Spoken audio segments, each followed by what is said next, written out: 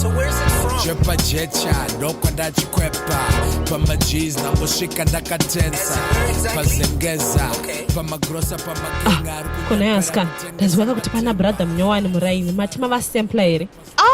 Brother murume mutsva pape asikana munongonzwa news asi musingaudze vamwe. Asikana zvinhu zvandakaudzwa manheru ano nadambu randuve auya kuzotsvaka fodya. Tikuzivana mune umbimbi ndoga munenge makuda kutozvichengetera mega. Asikana uku ndekwenyuko. Ko zvekuvhairana ndo zvinei. Actually regai ndinozvionera simbi inorohwa ichapisa yangu simbi yaane nguva isina omborohwa. Inga munonoke asikana aiwaitai motipawo maprogress report.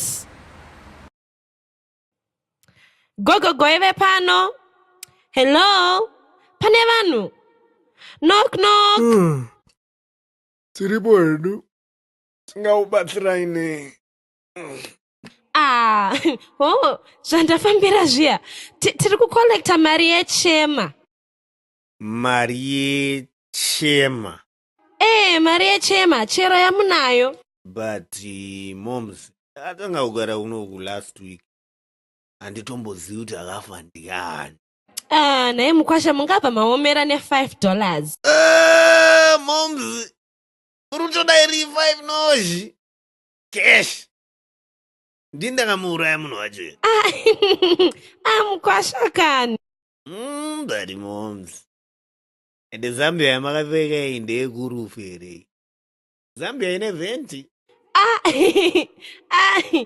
Ako ndini ndafa here mukwasha. Baby chidzoka kani? Ivoisi ramaitwa kanaka. Kune asikana kuna manga masvika nguva futi.